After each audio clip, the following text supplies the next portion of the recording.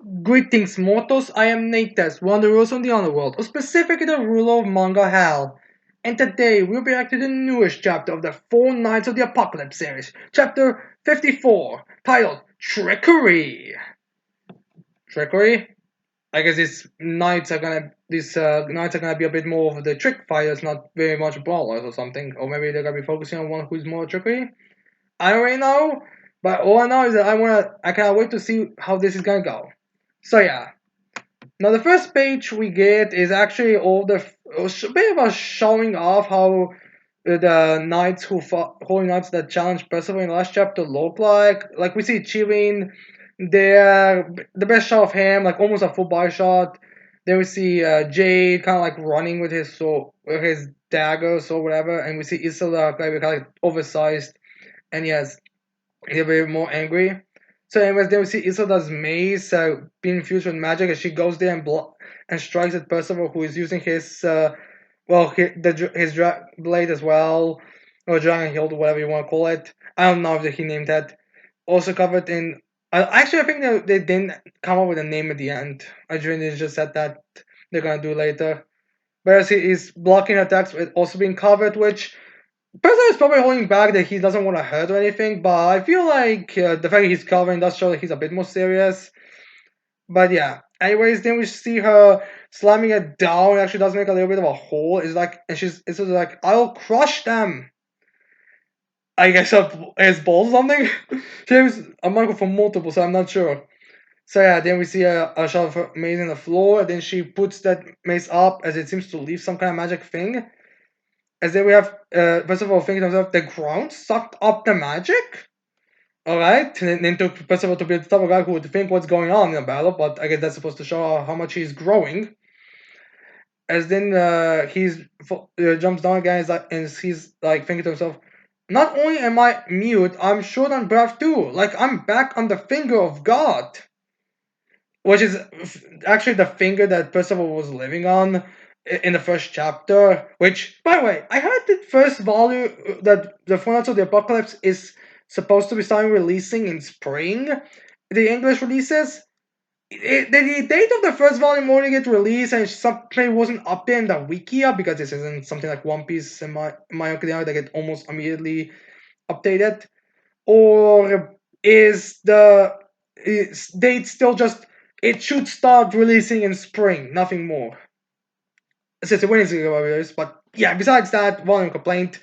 It seems like he basically says that it's like being on the finger, and that's what he's referring to when he was living there. Which I feel like, which maybe it's because Percival was still, for a few. I feel like it's been at least a month or so, or a few weeks at this point, of him, you know, being off the God's finger. So I guess he's getting kind of remembering that we're not used to it.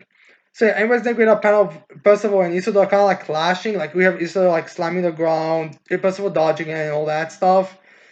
As then we have Percival thinking, huh, think you can run from me? I mean, he's been doing a pretty good job so far. And then it's like forever. As then we see like a bunch of bombs exploding up all over the place, as well as actually moves his skirt up again. And that actually hits Percival a bit as it's like the ground exploded. As they have it's like, well, you can, you little perv of a Camelot holy knight. Okay, that's a very interesting way to say it. Also, there's some theories about Isola possibly being the Ant King's daughter or something like that because of the similarities of weapons and that. And some people are saying that this may not actually be magic. That may not actually be. There's a bit of a questioning about is it Earth or something else, which I'm guessing it's explosion. That mostly because I like explosion. I want to think it's something that should be used a lot more. But I would say it's always possible. I mean, I don't think it's ever been stated that a person needs to have the same magic as their parents in some sense. Like I know it's. In fact, I don't think any series has ever stated that like it's not uncommon. It's uncommon for someone not to have direct uh, magic or some kind of accessibility to their parents. But I think it's usually more, there's a higher chance, but there are also some exceptions. So I don't know if Saturday Saints ever had that kind of thing, but we'll see. So anyways, then we have a couple of civilians be like, "Ah, what was that explosion? I felt it. A holy night battle. Take cover." So yeah, I guess it's gonna be a bit like I guess it's not the most uncommon thing because they seem more like prepared. Although to be fair, it's been only 16 years since that the main series. So yeah. So anyways, then we have Jay be like, "Well, great. Now it's like hysteria," which somehow giving the Holy Knights this Holy Knights a lot of shit. But Jay, in all honesty, does seem to be a lot more concerned about being prioritizing things. Like he'll play along the two, but way to his insanity. But from the record term, it just seems like okay, maybe we shouldn't, but just seems like he's either too much of a follower. I can honestly just be a character arc where he puts his foot down and says no or something. Because I mean, again, this is again one of those times where he's like questioning, yet the other two don't seem to really care that much. Anyways, then we have Chump be like, leave them be. We'll just take him out before other holy knights arrive. Uh, all right, Chiron, you're not helping your case at all. So yeah, anyways, then we have Chiron thinking to himself, that little booger is tougher than I thought. He's had both his voice and breath taken by herself, but he can still remain conscious. And then we see, I'm guessing, just like I want to say the visual representation of what's going on with Chicon's familiar. It's a self, I believe. As it's like a bit of a wind just there. So yeah, as we don't see the person being a bit. Actually, I think the boost was beforehand. So, anyways, then we have Issa be like, "It's over. I'm gonna smash you to pieces." No, actually, it's gonna be, "I'm gonna smash you to pieces." Balls, people. It's balls. Definitely balls. I'm not sure this is like a center that was recently, but I'm pretty sure there was a balls in there somewhere. So, anyways, then we have first of all making one of those bubbles that it takes the hit in on, as then it was like what? And Chion and Jade are a bit shocked.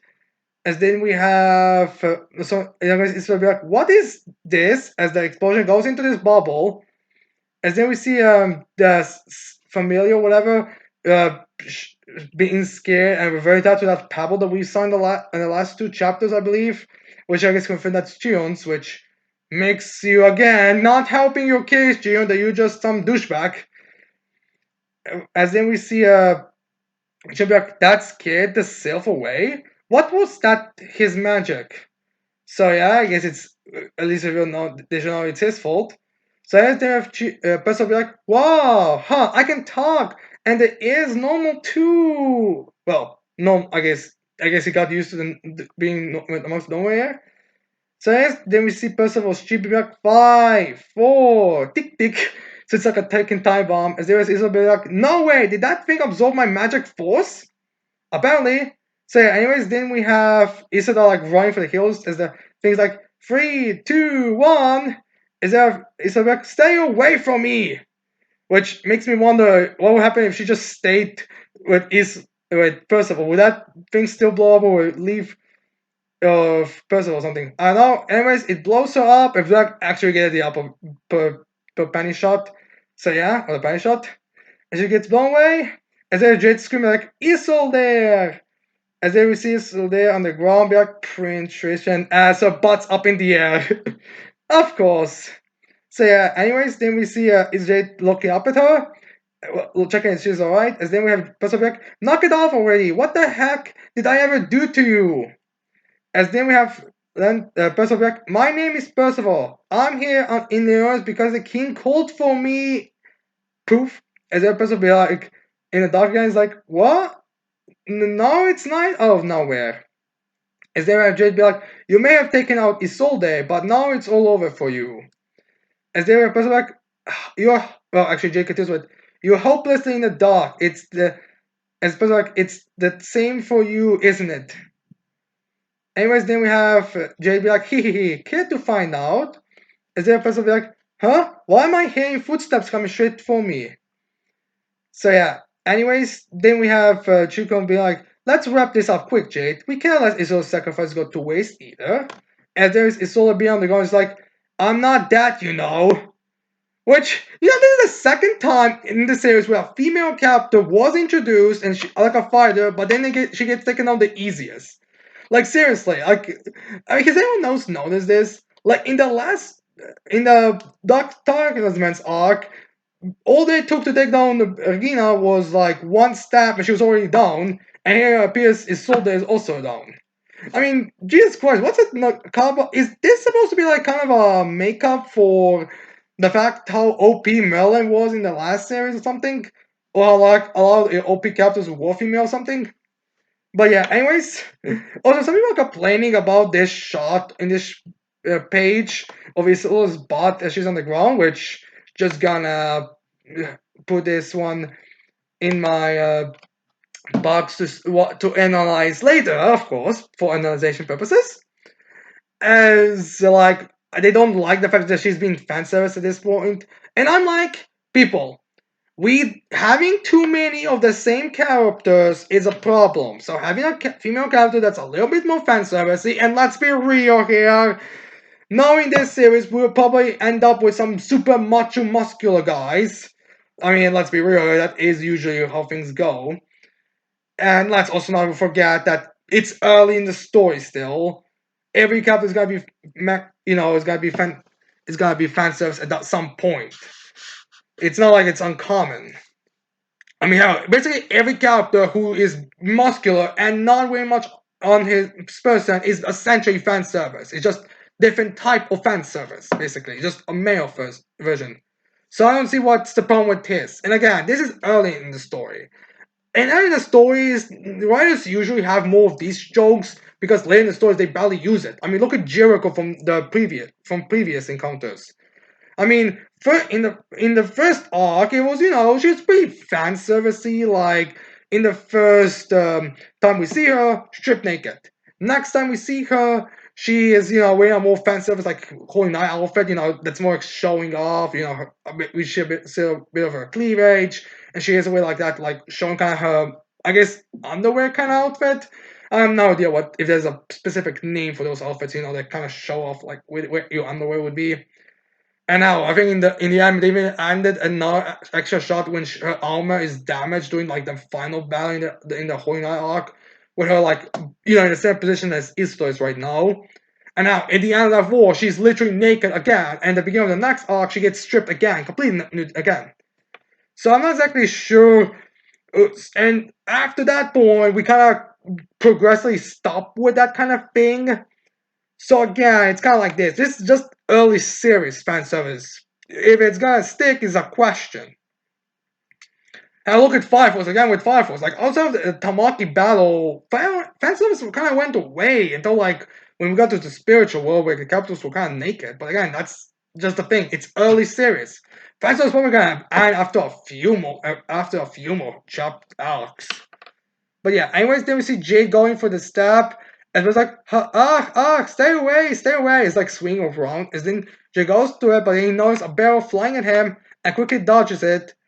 And then he sees the barrel like, hitting the floor and the wall, and like, is Jade's like, huh? And she was like, who is that?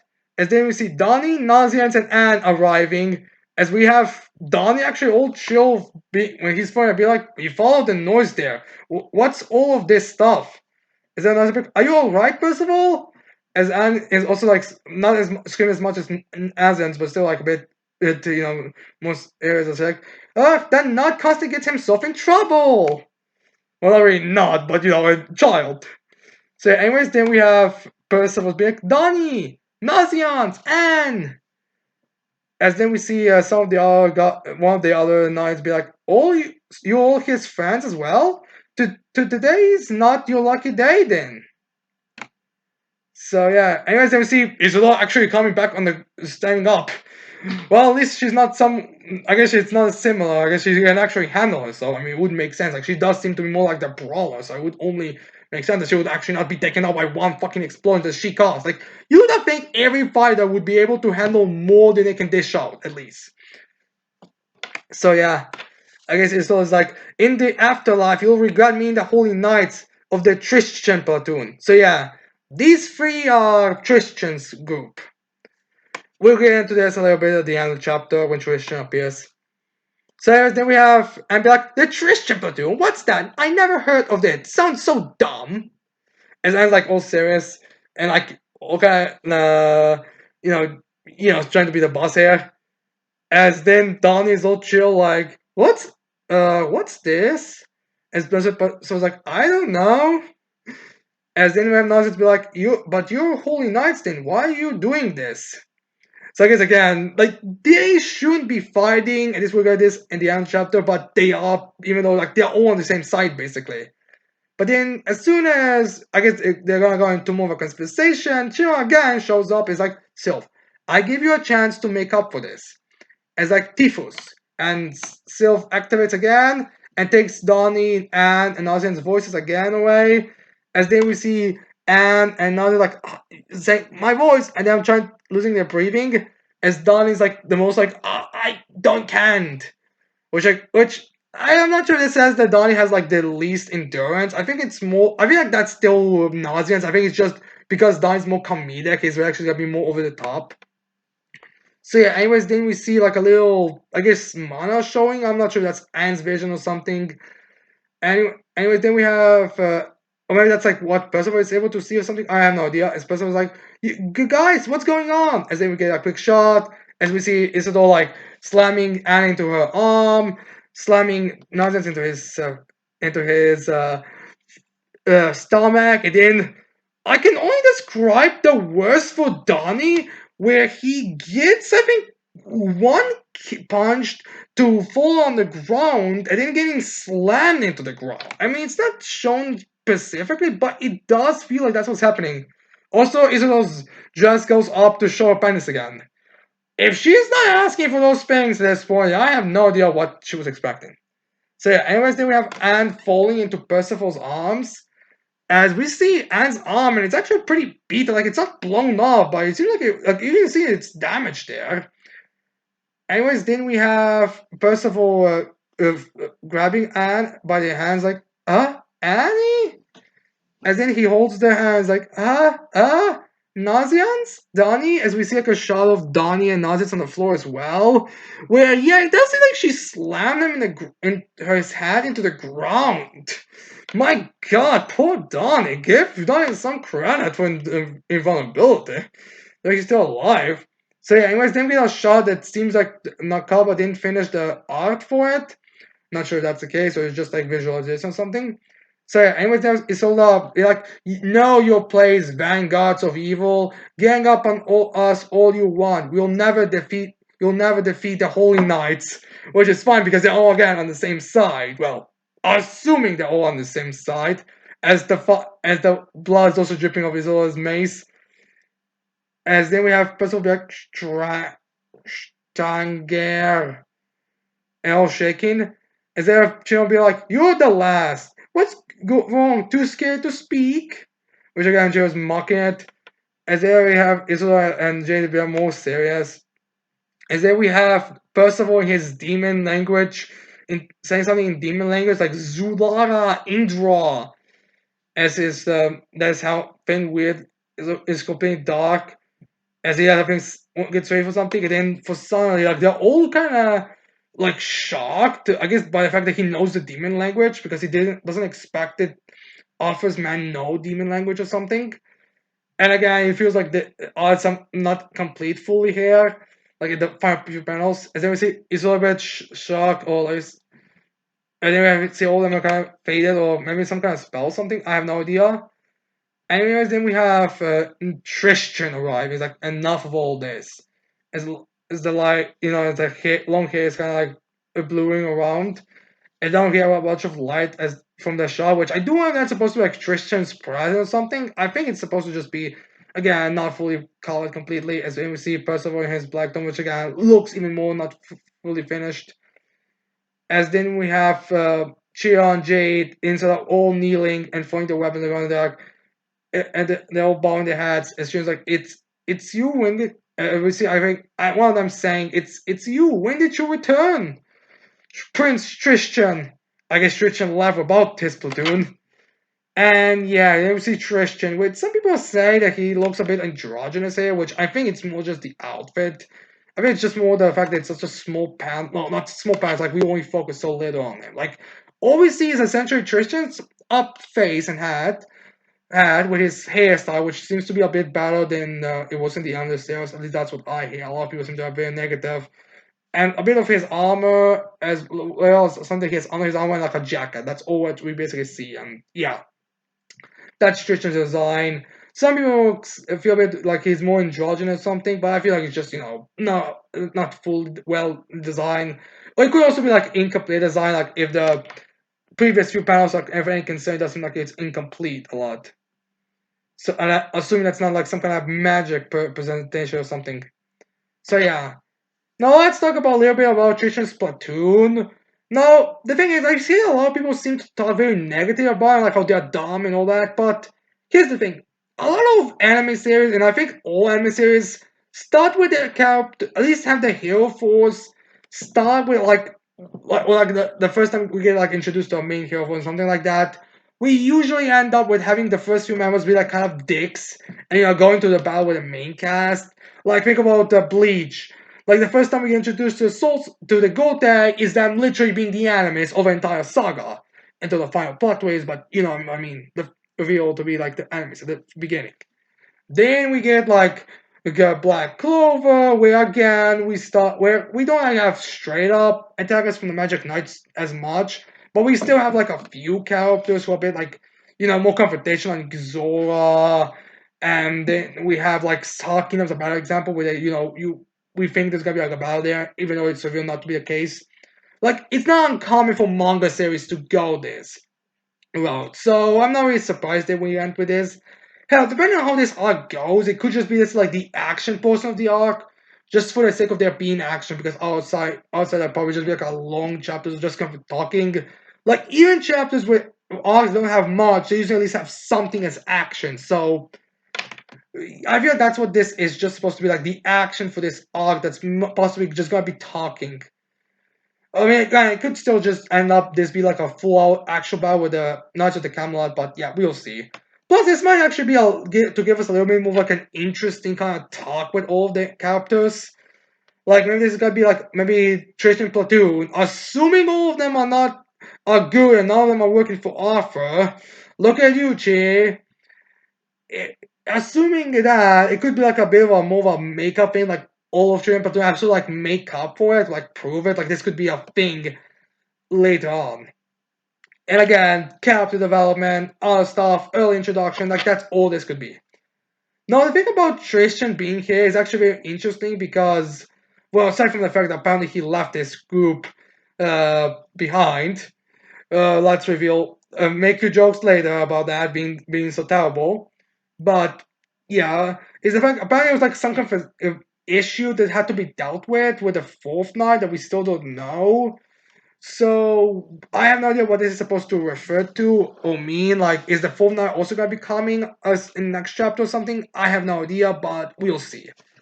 So yeah, and it's too vague to say for now. But maybe we're gonna get all the four nights in the next chapter, or maybe we're waiting for the fourth night still. But yeah, anyways, this chapter a bit better. Like it's a standard chapter, and I'm definitely interested to know what exactly Percival was about to do at the end. Like he was gonna beat the shit out of the Trish's platoon, obviously, but how much was going to go down. And yeah, nothing all that special. And with that said, I hope you like this reaction. I hope you leave a like, subscribe to the channel for more videos in the future. And with that said, I cannot wait to see all of you mortals next time. Goodbye.